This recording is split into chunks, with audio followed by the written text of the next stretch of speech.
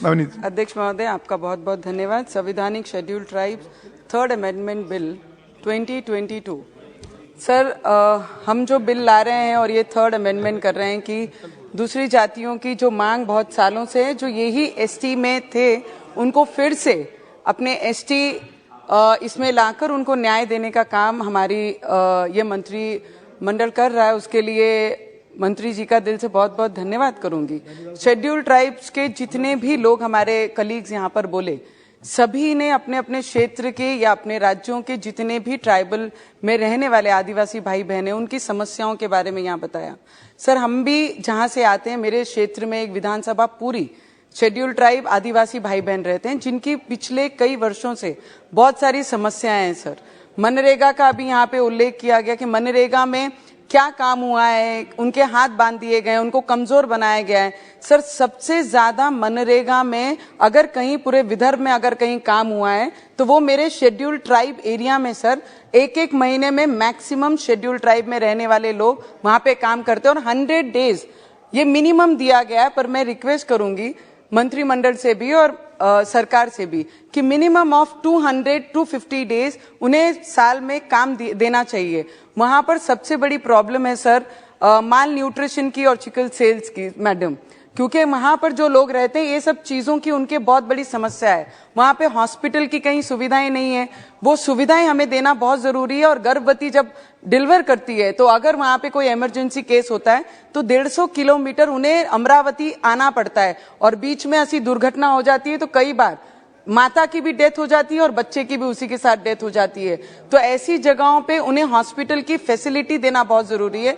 आज भी मेरे क्षेत्र में मैक्सिमम जगह मैडम ट्राइबल एरिया में कनेक्टिविटी नहीं है, टेलीफोन्स नहीं है, इंटरनेट काम करते नहीं है। 108 फोन करने जाए तो 108 फोन एमपी में लगता है। ये सभी समस्या है। उसके साथ एजुकेशन की मैडम बहुत बड़ी प्रॉब्लम है। जितने भी ट्राइबल एरिया, चंद्रपुर हो, हमारा अमरावती मेलघाट का क्षेत्र हो, जहां जहां ट्राइबल्स एरिया होते हैं वहां पर एक तो हमें भाषा की प्रॉब्लम है। हमारे ट्राइबल क्षेत्रों में जब हमारे टीचर्स वहां पर आते हैं तो वो नॉन आदिवासी होते हैं मैक्सिमम और उन्हें हमारी भाषा नहीं आती है। हमारे बच्चों को उनकी भाषा समझती नहीं है, उनको हमारी भाषा समझती नहीं है। और हमारे बच्चों को अगर जॉब अपॉर्चुनिटीज देनी है तो 150 किलोमीटर प्लेन पट्टे से हमारे वहां पर आदिवासी क्षेत्र में आने तक के लिए उन्हें बहुत कष्ट करना पड़ता है, जो टीचर्स वहां पे पढ़ाने आती हैं। हमारे बच्चों ने बीए डीएड किए हुए हैं आदिवासी के, तो उनको ही अगर अपॉर्चुनिटी उस क्षेत्र में दिया जाए तो वहां के बच्चों को ना लैंग्वेज प्रॉब्लम होगी, ना एजुकेशन प्रॉब्लम होगी, अच्छी पढ़ा सकते हैं।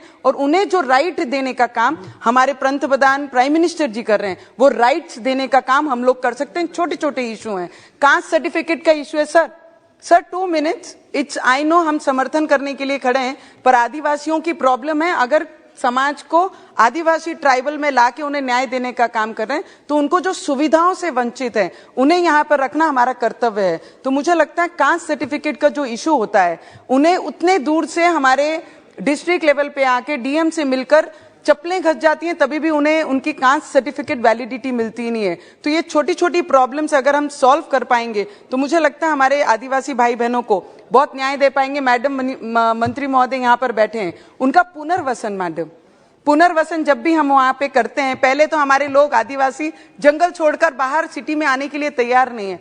अगर वो जंगल छोड़कर प्लेन पट्टे में आते हैं तो उनको जो राइट्स देना चाहिए, घर छोड़ने का जो मुआवजा देते हैं वो 10 लाख रुपए देते हैं। और शहरों में 10 लाख रुपए में आज कहीं पर भी किसी को भी रहना बहुत मुश्किल है। तो उसके लिए पुनर्वसन की जो राशि रहती है उसे डबल ट्रिपल करके उन्हें सुविधा उस चीज की भी देनी चाहिए, तब जाके वो अपने घर, अपना जंगल, अपना प्यार छोड़कर वो शहरों में आएंगे। तो उसके लिए भी हम लोगों ने सोचना चाहिए मैडम। और मेडिकल इश्यूज बहुत ज्यादा हैं जो मैंने बताए हैं, और फार्मर्स के issue, last 1 minute sir, just 1 minute, किसानों के मुद्दे हैं मैडम। जब ट्राइबल क्षेत्र में हम जब रहते हैं तो वहां पर जितनी भी जगहें हैं वो फॉरेस्ट में आती हैं।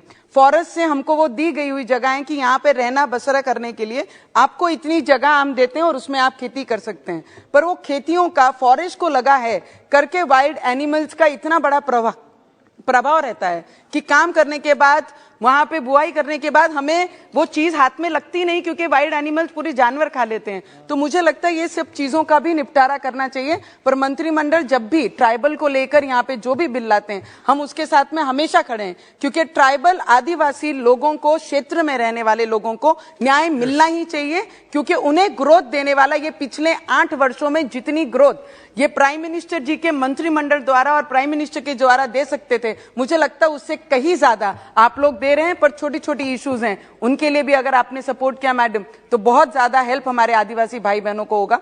मंत्रिमंडल ने पहले भी 4G के लिए हमारे क्षेत्र के लिए बहुत कुछ दिया है, आगे भी कनेक्टिविटी के लिए अगर थोड़ा सोर्स करेंगे तो मुझे लगता है उनको कनेक्टिविटी बहुत जल्द मिलेगी।